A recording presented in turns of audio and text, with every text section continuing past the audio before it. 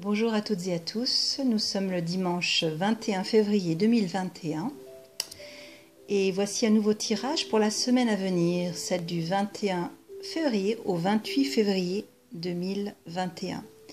C'est un tirage pour le collectif, pour l'humanité, pour la Terre, pour la planète, pour ce qui se passe en ce moment même sur notre belle Terre.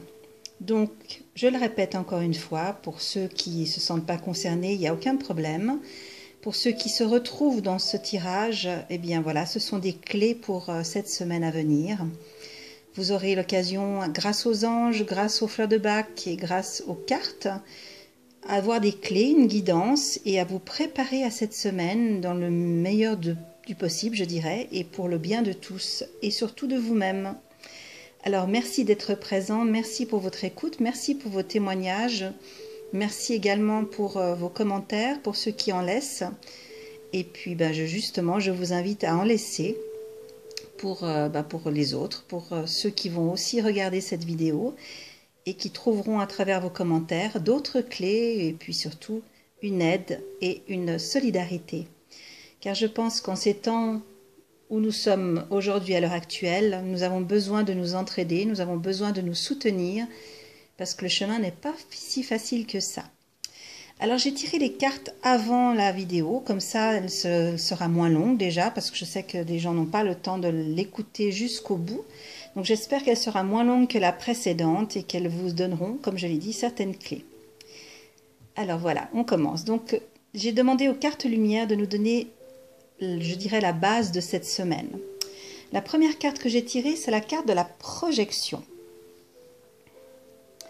La carte de la projection, c'est vraiment devenir acteur de sa vie, devenir créateur de sa vie. Donc on doit vraiment, dans cette semaine qui vient, continuer à créer notre futur, à créer notre présent. C'est une carte de transformation, donc elle nous demande vraiment de la vigilance par rapport à ce que l'on pense, à ce que l'on crée, mais à continuer justement de projeter notre bonheur, de créer notre bonheur, de croire en notre bonheur, en notre bien-être, en notre santé, et de continuer de projeter cela dans la matière et sur la terre. Deuxième carte des cartes lumière que j'ai tirées, c'est la carte de l'écoute. Une écoute attentive, se mettre à l'écoute de notre petite voix intérieure. Je l'avais déjà tirée, il me semble, mais voilà, encore une fois, on nous demande et on nous invite à être à l'écoute de cette petite voix intérieure, de notre cœur. On appelle cela aussi l'intuition, le ressenti, la clairvoyance, la médiumnité. Être à l'écoute de soi, de nos besoins, de nos envies, de nos désirs et mettre en œuvre ce qu'il faut pour cela. Et surtout se faire confiance aussi, car quand on dit écoute, c'est aussi une forme de confiance en soi à mettre à l'œuvre. Donc de davantage s'écouter pour mieux créer son futur, mieux créer son présent en cette semaine. Troisième carte tirée, eh bien c'est la carte de la victime. Et c'est vrai qu'hélas, trop souvent, on se place en tant que victime dans la vie, victime des autres, victime de notre malheur, victime de nos pensées, victime de nos blessures, de nos souffrances. Donc ne nous laissons pas envahir dans notre espace vital, c'est la carte qui demande cela, de bien se respecter aussi au niveau de nos limites, face à l'extérieur, face à nous-mêmes aussi, vis-à-vis de nous-mêmes. Donc de ne pas être dans un rôle de victime, mais plutôt d'être dans un rôle de responsabilité face à la vie. On nous invite en tout cas à cela, à ne pas se poser en victime, mais à être plutôt responsable de sa vie, responsable de ses créations, responsable de ses pensées, de ses paroles et de tout l'impact que cela peut avoir. Donc être conscient et vigilant face à ça. Donc projection, continue de projeter son avenir, continuité aussi d'une création dans l'écoute de son cœur, dans l'écoute de sa petite voix intérieure et ne plus se poser en victime face à la vie, face au système, face à ce qui se passe à l'extérieur. Et revenir et surtout aussi respecter nos limites autant à l'intérieur qu'à l'extérieur. Ensuite, j'ai demandé aux cartes du Tao, de l'oracle du Tao. Et la première carte que j'ai tirée, c'est la carte de l'attente. J'espère qu'elle est claire, voilà. Donc, c'est vrai qu'on est dans une période d'attente, de gestation, donc il faut persévérer dans cette attente, dans cette patience, dans cette modération, dans ce contentement, et être attentive surtout à aller à l'essentiel de nous-mêmes, à nos besoins essentiels, et être dans une attente, je dirais, positive et non pas négative, une attente sereine, comme une femme enceinte qui attend son enfant, son heureux événement. Soyons dans cette positive attitude, mais aussi dans cette positive attente. Deuxième carte tirée dans l'oracle du Tao, c'est la folie juvénile. Alors on nous met aussi en garde pour ne pas être impulsif, en manque de maturité, dans l'ignorance, dans une forme d'impatience ou dans un comportement irresponsable.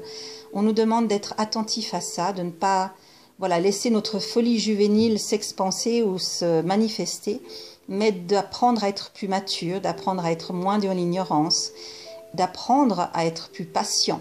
Donc attention à cette folie juvénile qui pourrait se manifester et voilà, d'être plus responsable de notre comportement, d'être plus vigilant face à notre comportement. C'est ce qu'on nous demande en tout cas dans cette nouvelle semaine. Troisième carte, toujours dans l'oracle du Tao, c'est l'éclatement. Et je pense qu'il est vrai que si on ne fait pas attention à cette impatience, à cette ignorance ou à ce manque de maturité, on peut s'effondrer, on peut se capituler, se détériorer, avoir une forme de difficulté et d'éclatement. Donc voilà. Là, c'est important aussi de prendre conscience de ce qu'on doit éliminer, de ce qui est vieux, de ce qui est dépassé en nous ou autour de nous pour se séparer de ce qui ne nous correspond plus et vraiment accepter d'être dans l'attente d'un nouveau commencement, d'une nouvelle naissance dans ce collectif. Donc, il y a une impermanence des choses, on doit accepter aussi cette impermanence des choses, rien n'est figé, rien n'est fixé. Donc, accepter cela, s'abandonner dans le bon sens, capituler aussi peut-être dans le bon sens, parce que grâce à cette capitulation, grâce à cette élimination de ce qui est vieux, dépassé et qui n'a plus lieu d'être dans notre vie, eh bien, nous atteindrons la grâce. La carte de la grâce, c'est vraiment l'élégance, la mise en évidence d'une beauté autant intérieure qu'extérieure. Attention toutefois à la vanité, un certain charisme et surtout une expression de soi beaucoup plus facile, beaucoup plus fluide. Donc grâce à cette attente positive, à une vigilance par rapport à notre immaturité ou à notre impatience, nous pourrons laisser partir ce qui doit partir, s'effondrer ce qui doit s'effondrer pour trouver cette grâce intérieure.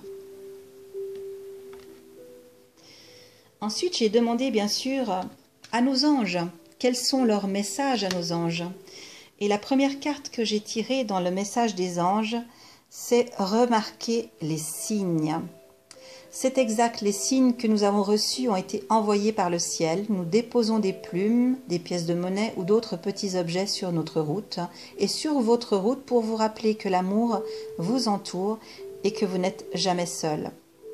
Et ça aussi, faites attention aux signes.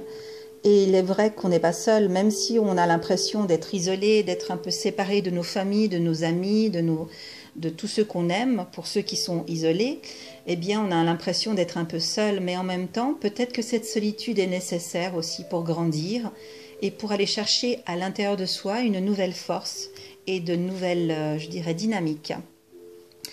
Deuxième carte des anges, ils nous demandent bien évidemment d'accepter. Il est vrai que lorsqu'on accepte, tout est plus agréable, tout est plus serein, je dirais. Donc, acceptation. Hop, il faut que ça devienne, voilà. Voir les autres et soi-même à travers le regard des anges, dans cet amour inconditionnel et dans cette acceptation. Ainsi, vous inspirerez et vous vous élèverez, chacun vers votre plus haut potentiel. C'est vrai qu'on dit toujours que lorsqu'on accepte, la pilule passe mieux. Donc accepter la situation, ne pas forcer les choses, ne pas vouloir forcer des portes, ouvrir des portes qui seraient fermées. Accepter ce qui est, accepter la vie telle qu'elle se présente à nous, c'est une grande force et c'est surtout quelque chose qui nous amène à plus de paix et de tranquillité, malgré, comme je le dis bien, la situation que l'on traverse tous sur cette terre. C'est pas forcément évident avec ce coronavirus et il faut trouver cette acceptation. Non pas une résignation, qui n'est pas la même chose, mais une acceptation vraiment de ce qui est, des événements tels qu'ils sont, des relations telles qu'elles sont, pour mieux, je dirais mieux vivre, parce que, comme je l'ai dit, l'acceptation nous permet de mieux vivre, de mieux appréhender la vie. Ensuite, j'ai demandé, eh bien, comment cela va se manifester sur Terre, dans le physique, dans le matériel. Alors, on m'a parlé tout de suite d'une carte qui est le malheur, c'est-à-dire qu'il y a encore une profonde tristesse en chacun de nous, et une profonde tristesse pour le collectif. C'est vrai qu'on a perdu, pour certains des gens, on a perdu des êtres chers, on a perdu une certaine liberté aussi, on peut pleurer sur cette liberté qu'on a perdue.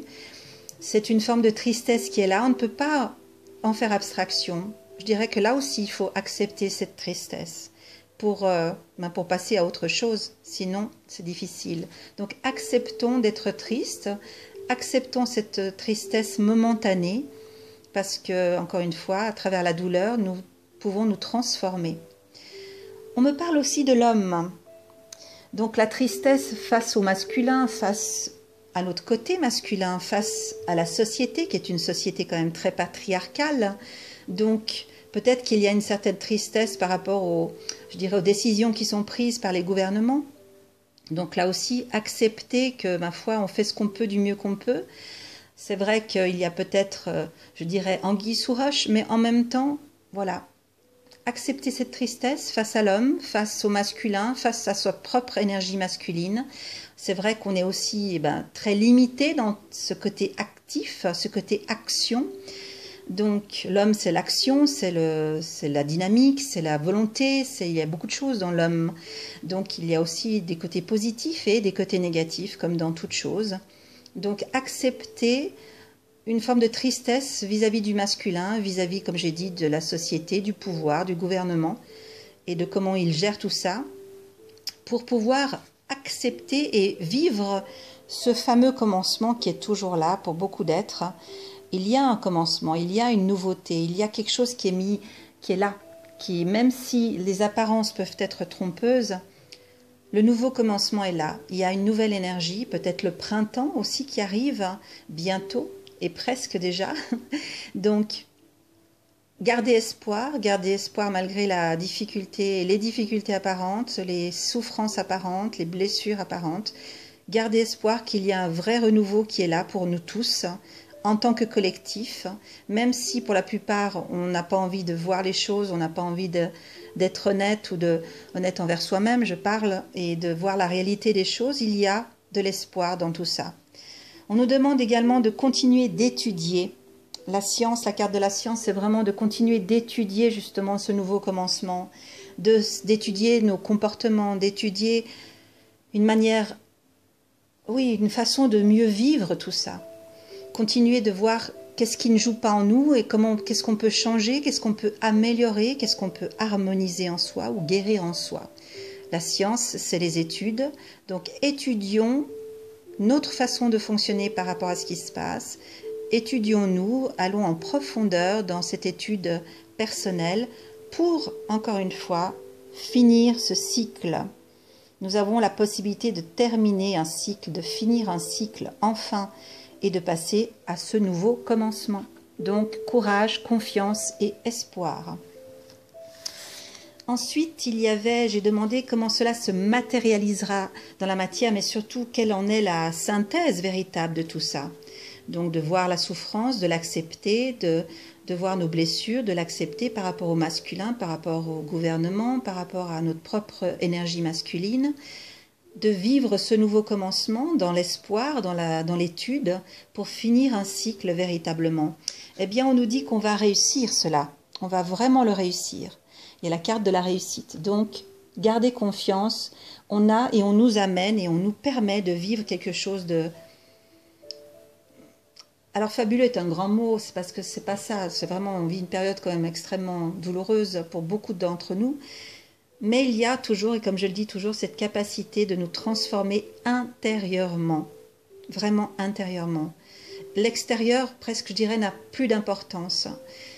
Dans l'importance qu'il peut avoir, c'est de nous montrer qu'est-ce qu'il réveille chez nous, dans nos blessures, dans nos peurs, dans nos souffrances, dans nos mémoires, et d'aller regarder tout ça, d'aller oser regarder tout ça, parce que justement, j'ai tiré la carte du grand changement, de la grande mutation.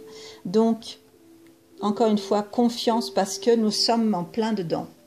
Et non seulement nous sommes en plein dans ce changement, dans cette mutation, mais nous sommes protégés par le divin. Nous sommes véritablement, extrêmement protégés et aimés. On nous dit toutefois de faire attention encore aux mensonges. Alors ça peut être nos propres mensonges intérieurs, comme ça peut être les mensonges extérieurs des gouvernements, de ceux qui gouvernent, de ceux qui essayent de faire que ce coronavirus mette la parano chez tout le monde ou la peur chez tout le monde. Il y a encore beaucoup de mensonges, je dirais intérieurs et extérieurs. Donc soyons vigilants face à cela. Ne gobons pas tout ce que l'on veut bien nous faire croire. Ayons notre propre intelligence de penser par nous-mêmes et de réfléchir par nous-mêmes et d'en tirer des conclusions par nous-mêmes. Donc attention encore aux mensonges internes ou externes, parce que c'est une nécessité de regarder ça. C'est une nécessité non seulement de regarder les mensonges qu'on peut se raconter ou qu'on peut nous raconter, et voilà, nécessité, ordre divin de vraiment être vigilant par rapport à ça, de prendre aussi encore un peu de temps pour tout ça, parce que ça prendra encore un peu de temps, hein. On n'est pas encore sorti totalement de ce corona, de cette difficulté. Donc, patience, encore une fois, maturité face à tout ça, essayer au mieux de se faire aider si on a besoin d'aide, ou bien de s'aider soi-même, mais vraiment, ça prendra encore un peu de temps. Parce que nous devons traverser cette nuit noire de l'âme. On appelle ça, Nadir, c'est vraiment la nuit noire de l'âme, c'est la folie du mental. La folie de notre mental, c'est vrai qu'on est en plein délire, entre guillemets, dans ce qu'on pourrait vivre. Donc attention, vigilance, être très très lucide par rapport à ce mental, à ce qu'on peut se raconter comme histoire négative ou positive. On peut ou être dans une immense rêverie, comme on peut être aussi dans une grande difficulté ou dans un cauchemar, parce que le mental peut nous raconter beaucoup d'histoires. Donc soyons vigilants par rapport à cela.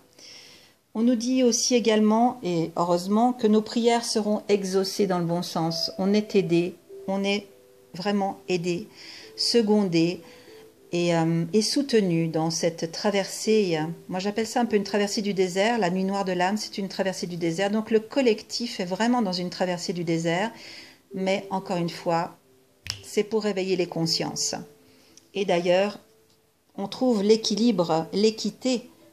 Donc c'est fabuleux ça fait du bien, ça fait vraiment plaisir de voir que tout cela n'est pas pour rien.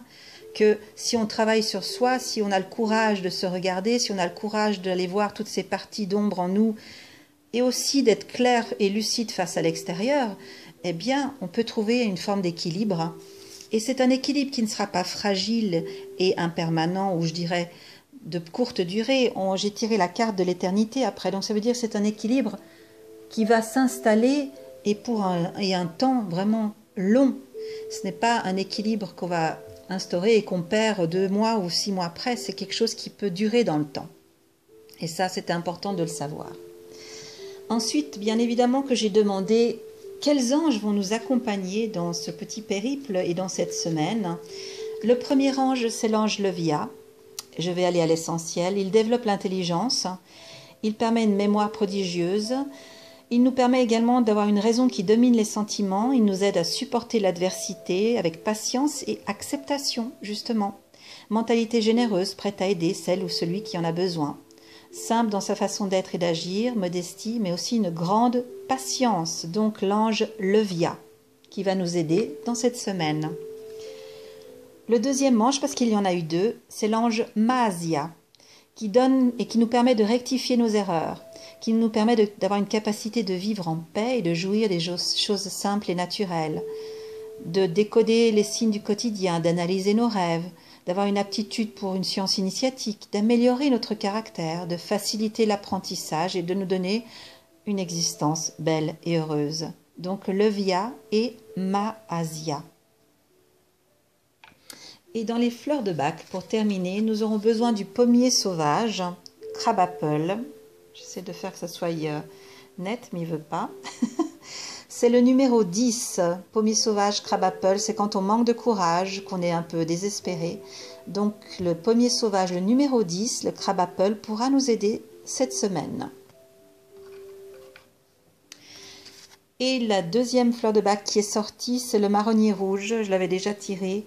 C'est quand on se fait trop de soucis pour les autres, Donc là aussi, retrouver une forme d'harmonie et d'équilibre et de juste milieu dans notre anxiété et notre angoisse pour les autres, et de retrouver un équilibre face à cela. C'est-à-dire aussi, nul destin ne ressemble à un autre, mais quel qu'il soit, à sa manière, ça nous conduit à une forme de perfectionnement. Donc le marronnier rouge nous permet aussi de travailler sur nous et nous aide à travailler sur nous. Voilà pour cet tirage du 21 février au 28 février. Je vois que j'ai quand même fait 20 minutes. Bon, c'est pas grave. Je vous souhaite une très très belle semaine. Merci encore de me suivre. Et puis je suis là si vous avez besoin de guidance, de clarté, de séances individuelles. Je serai là pour vous. Merci pour votre écoute. Merci pour votre patience, pour votre fidélité et votre confiance. Et je vous souhaite à tous et à toutes une très très belle semaine. Merci beaucoup et à bientôt.